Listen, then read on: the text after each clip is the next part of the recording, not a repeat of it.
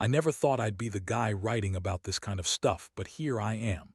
My name's Mike, and I've been married to Lisa for about 7 years now.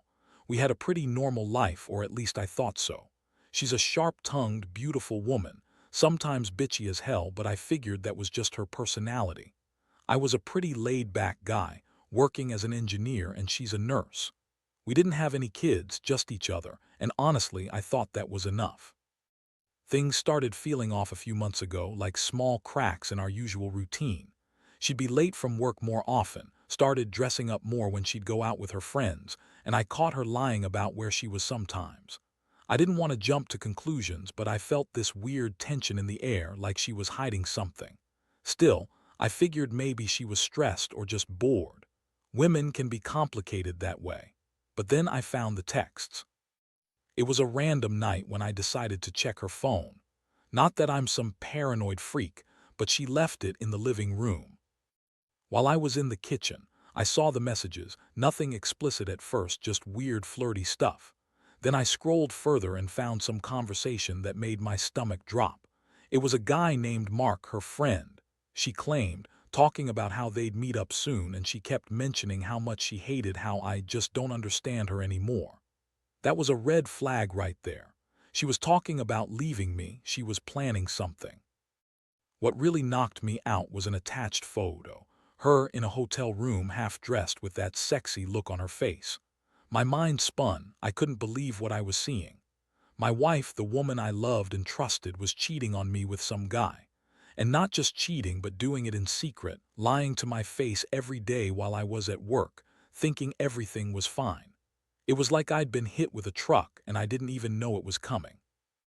I sat there stunned, just staring at that picture, trying to process what it all meant. I kept scrolling through her messages, trying to find some kind of explanation, but all I saw was lies and excuses. She'd say she was working late or visiting her sister, but that was all bullshit. I knew then that I'd been played. The woman I'd been married to, the one I'd built everything with, was out there betraying me behind my back. That moment, hearing her lie to my face for months while she was with someone else, it crushed me. I felt robbed, angry, and most of all, incredibly stupid for not seeing it sooner. And I knew right then I couldn't just forget about it and move on. I had to confront her, but I didn't know how to do that without losing my mind first. I guess I was in shock for a while, just staring at that damn phone, trying to figure out what the hell I was supposed to do next. It was late at night, and I felt this boiling mix of anger and sadness knotting up inside me. How long had she been lying? Was this just a one-time thing, or had she been sneaking around for months? I couldn't sleep. Every time I closed my eyes, I saw her in that hotel room, her face half hidden, the way she looked so damn carefree while I was at home, clueless. I finally decided I had to talk to her. I didn't want to just burst in accusing, but I couldn't keep pretending everything was fine. So I waited until she got home from her shift, which was around 10 p.m. that night. She came in, all tired and flipping her hair like nothing was wrong. I was sitting on the couch, my hands clenched into fists, the phone still in my lap. She looked at me, that bitchy smirk on her face, and said, "What's wrong, Mike? You look like you've seen a ghost." I took a deep breath and just threw it out there. "Lisa, I saw the messages, the photos, the hotel. Who is Mark?" She blinked, her eyes narrowing as if I'd just insulted her. She crossed her arms and looked at me with that bitchy attitude she often had when she was annoyed. "What are you talking about? You're crazy. I don't know what you're referring to. You probably just misread something." "Misread? Are you kidding me?" I pushed the phone toward her, watching her face turn pale for a split second before she snapped back into her bitchy act. "You think I'm stupid? I saw everything. The messages, the hotel, the way you're lying through your teeth. How long has this been going on?" She rolled her eyes, started with the typical bullshit. "Mike, you're overthinking it. People flirt. It doesn't mean anything. Maybe I was just talking, just talking." I cut her off. "You're cheating on me, Lisa, right under my nose. Do you know how much that hurts? I was out there thinking I was doing everything right. And this is what I get in return." She scoffed, trying to dismiss it all. "You're being dramatic. I have a life outside of you, okay? I'm not just some possession you can control. If I want to see someone, I will. That doesn't mean I love you any less." That was the moment I saw the full extent of her bitchiness. how she could lie with a straight face, twist everything around, and act like she was the victim. I felt my blood boiling. I couldn't believe this was happening. I felt like a fool who had trusted her with everything. She was so dismissive, so cool. About it all like I was just another inconvenience in her life. It hurt like hell. All I wanted was to believe in us, to believe she cared. Now, I wasn't sure if she ever really did. I told her I needed some time to think, that I wasn't going to accept this bullshit anymore. She just shrugged and went to bed like this was some petty fight. But I knew that night everything was broken.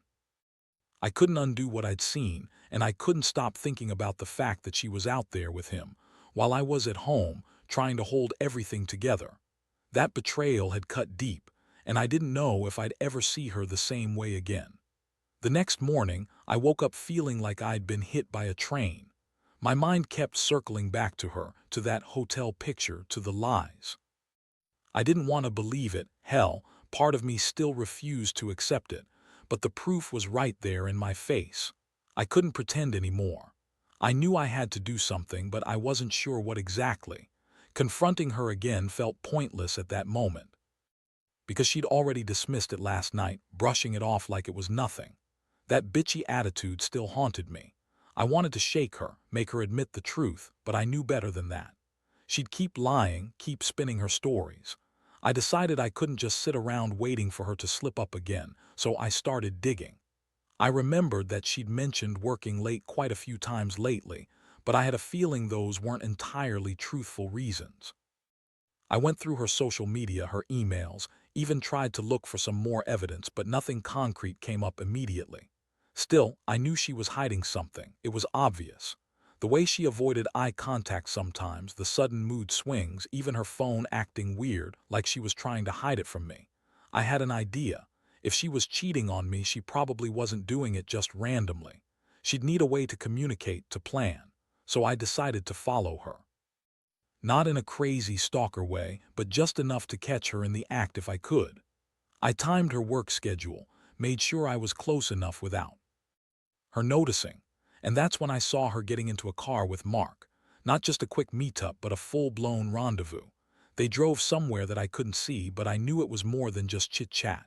The way she looked at him, that intimate, careless look, you could tell they were doing more than just grabbing a quick coffee. Seeing her like that, so relaxed and happy with another guy, it hit me hard. I felt this surge of rage, a deep, primal anger. She was out there betraying everything we built, and I was just supposed to sit here and pretend it was all okay. I decided I couldn't let this go. Not anymore. I had to get some answers, even if it meant breaking everything apart.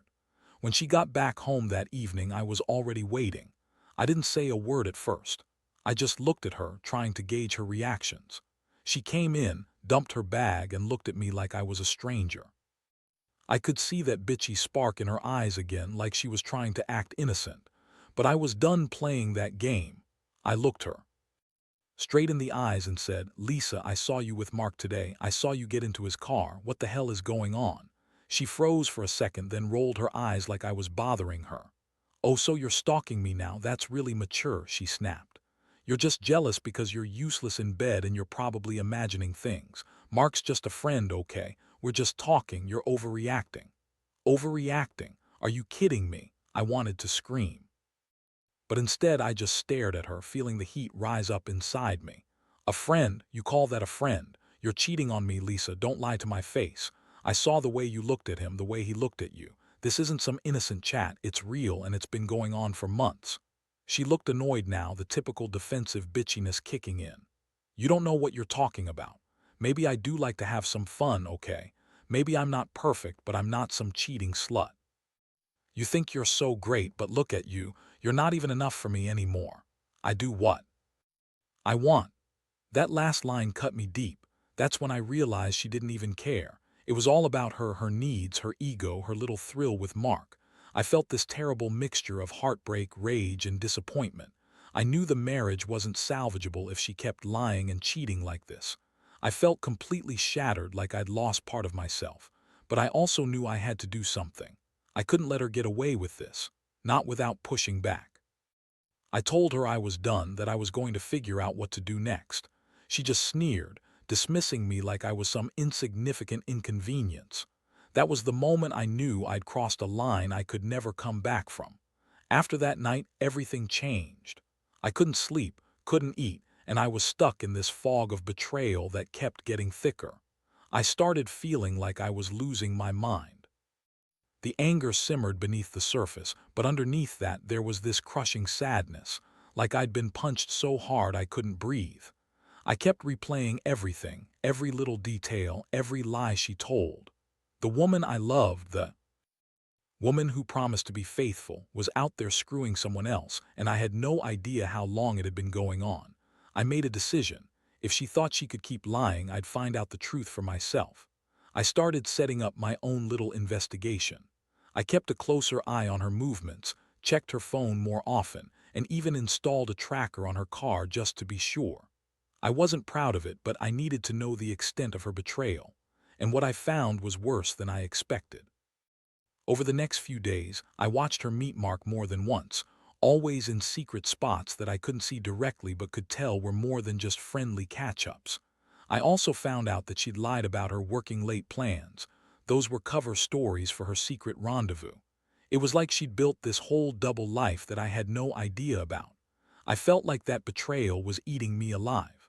I started questioning everything: my marriage, my worth, myself. One afternoon, she came home early from work, looking smug and confident like she'd just gotten away with murder. That's when I finally snapped. I couldn't hold it in anymore. I confronted her again in the living room, my voice trembling with anger and hurt. "Lisa, I know everything. I saw your messages. I saw you with Mark. How long has this been going on?" She looked at me with that bitchy sneer again, her lips curling mockingly. "Oh, so you've been spying on me? That's really pathetic, Mike. Honestly, you're so insecure, it's embarrassing. Maybe if you weren't so useless in bed, I wouldn't have needed to look elsewhere." That was it. I was seeing red. I clenched my fists, trying to control myself, but I could feel my blood boiling. "Useless in bed. You're the one cheating. You're the one lying about everything. You're just a selfish, bitchy woman who thinks she can do whatever she wants and I'm supposed to just accept it." She rolled her eyes again, that tone of contempt dripping in her voice. "Whatever, Mike. I don't need to explain myself to you. If you're so insecure, maybe you're the problem." At that moment, I realized something crucial. I'd been giving her the benefit of the doubt, trying to be the good husband, pretending everything was fine. But she was trashing that idea, throwing it in my face like it meant nothing. I felt humiliated, betrayed, and furious all at once. I knew I couldn't fix this, not anymore. So I told her I was done with her lies, done with trying to save a sinking ship. I told her I was leaving, that this marriage was over. Her reaction: she just laughed like I was some idiot wasting my time. "Good luck, Mike. You're better off alone anyway. Nobody's perfect, and I'm not about to sit here and pretend I'm some perfect wife. If you can't handle a little fun, that's your problem." That was the final straw. I packed a bag that night, feeling like I was leaving a part of myself behind. It hurt so much, but deep down I knew I'd dodged a bullet. The woman I'd loved, the woman I thought I knew, had turned into someone I didn't recognize. And the worst part, she didn't even seem to care. Just dismissed me like yesterday's trash. That realization hit me harder than anything else. She didn't care about us, about me. It was like I'd been living with a stranger all along. I walked out that night, knowing I'd never look at her the same way again, and wondering how I would pick up the pieces of this shattered life. The days that followed were a blur of confusion and heartbreak. I moved out of the house, taking only what I needed, leaving behind the memories that haunted every corner of what we once called home. It was like waking up from a nightmare, only to realize the nightmare was real and I was still stuck in it. I felt a mix of relief and utter despair. Relief that I was finally free from her manipulation, but despair because I'd lost my wife, my partner, the woman I thought I knew. I spent the first few nights sleeping on a friend's couch, trying to process everything. Every time I closed my eyes, I saw her face, smug, indifferent, betraying everything I believed in. I kept replaying all the moments I'd ignored the signs, convinced myself I was overthinking. Now I knew better. I was a fool for trusting her so blindly. And all the while she was out there with him, probably laughing at how stupid I knew I needed to do something. not just for myself but to make her regret what she'd done. I couldn't let her walk away without consequences. That's when I remembered about her secret meetings, her sneaky texts. I started digging even deeper into her digital life. I found out about a few other guys she'd been talking to, and I realized she wasn't just cheating on me with Mark. She'd been playing a game with multiple men, juggling her lies like a pro. I felt sick. One afternoon, I received an anonymous message that she'd been showing her real colors to everyone around us, that she was a selfish, manipulative bitch who only cared about herself. I started connecting the dots. It wasn't just about some affair anymore. It was about how she'd torn our marriage apart, lied to my face, and dismissively called me useless every time I tried to talk to her. She had no respect for what we had, and honestly, I was glad I was finally free from her poison. But I wasn't about to let her get away with it. I decided I'd go for a full-blown revenge, not in some petty way, but in a way that would show her she couldn't treat me like a fool and get away with it. I wanted her to realize what she lost. I started spreading the word about her, telling mutual friends, exposing her little secret life. I wanted her to feel the sting of betrayal just like I had. It wasn't about revenge for the sake of anger. It was about reclaiming my dignity, showing her I wasn't going to be played anymore. And then I took it a step further. I found out about some of her medical treatments, her mobility restoration protocols, how her surgeon had been part of the whole scheme. Turns out, her mobility was just another lie, another way to distract from her real plans. I discovered that the doctor, Dr. Collins, was involved in some shady work, using experimental rehab procedures that I'd unknowingly been part of after my accident. I'd been doing this intense rehab, thinking I was rebuilding my life when really, they were just manipulating me. That realization fueled my rage even more. One day, I went to the clinic myself, demanded answers. I wanted to see if I could confront Dr. Collins about what had really been going on. Turns out he was just as shady as I'd suspected, using experimental techniques that weren't approved, possibly even dangerous, all to help her cheat her way through her restoration. I felt sick. They'd used me as a guinea pig and I had no idea. That's when I knew I had to do something even bigger. I started planning my own kind of justice. If they'd betrayed me like this, I was going to make sure they paid. I filed complaints with medical boards, contacted legal counsel, and considered going public with everything I'd uncovered. I wanted her to lose everything, her reputation, her freedom if it came to that, because she'd betrayed me and I wasn't going to let her get away with it without consequences. Not anymore. Losing everything, I thought I had hurt like hell, but I also felt a strange sense of clarity. I'd been blind, trusting her blindly, and now I was finally seeing her for who she really was. She played her games, lied, cheated, and dismissed me like I was nothing. But I was done being her victim. I was ready to fight back, to reclaim my life, and to make sure. She knew that karma is a bitch. That's the part I'm at now, building myself back up, knowing she's out there, probably still lying and cheating, but no longer part of my world. Now looking back, I realize how much this whole mess changed me, how I let it strip away some of the naivety I never knew I had. I used to believe in loyalty, trust, that people were honest about who they are.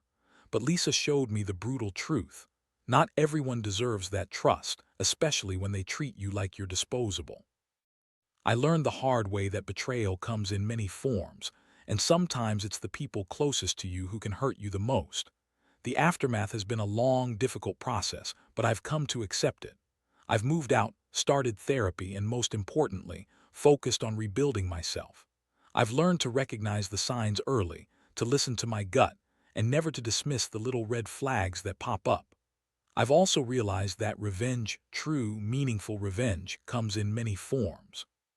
For me, it's about reclaiming my life, my dignity, and making damn sure I don't let someone like Lisa get away with destroying everything I worked for. What's more, I've come to see that sometimes walking away is the strongest thing you can do. Not because I wanted to give her the satisfaction, but because I refused to be a part of a broken, toxic relationship anymore. I understand now that I deserve better, someone who respects me, who values honesty, and who wouldn't dare betray me like she did. That realization has freed me from the chains of her lies. To anyone out there going through something similar, I'll say this: trust yourself. When something feels off, don't ignore it.